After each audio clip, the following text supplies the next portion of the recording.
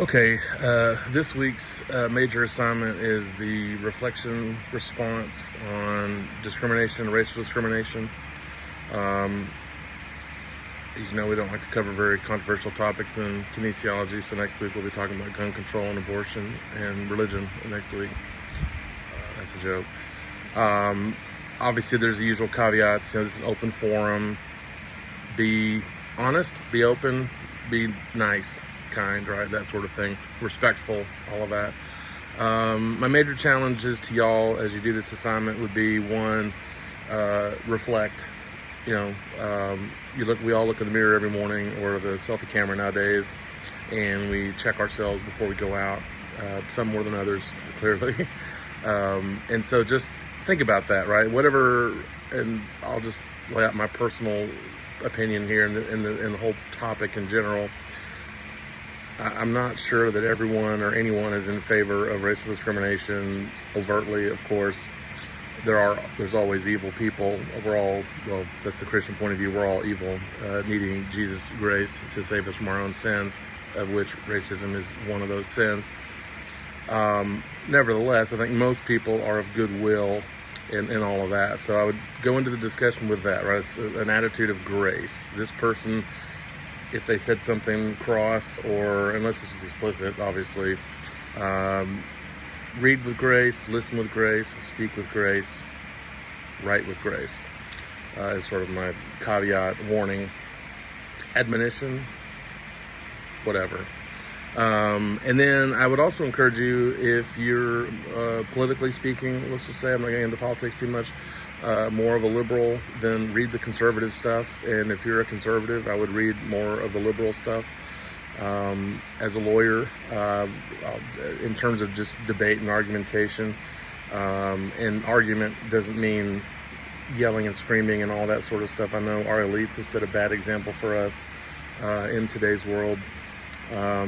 It's possible to have a heated, passionate discussion without getting angry and without hating and dehumanizing our opponent, not an enemy, an opponent, right? Someone who's against our position, but not against us personally, right? The enemies want to kill, opponents want to defeat, and there's a difference.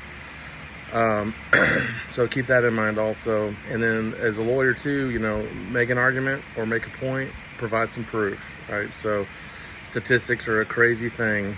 So in this area especially, statistics can be used as a weapon. As one of my favorite quotes about statistics comes from Mark Twain. You may have all heard it before. There are lies, there are damn lies, and there are statistics. So statistics tell a story. They don't always tell the whole story. So for example, what you're in. So if you're talking about percentages of a certain ethnicity or whatever in a position, is that related to their representation in the general population, the representation in a gender, the representation in a specific geographical area?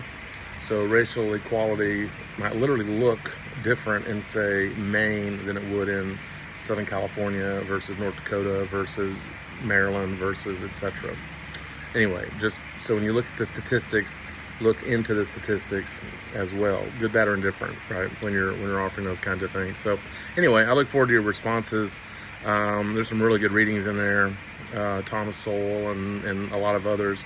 So again, I would kind of read throughout. The other thing I was going to say about argumentation before I got sidetracked on stats, as a lawyer, whenever I went into court, and even now if I'm going into a debate, I know my other side's argument probably just as well as he or she does, or I try to anyway, or get a good approximation, because I can't make my point if I don't know what your point is.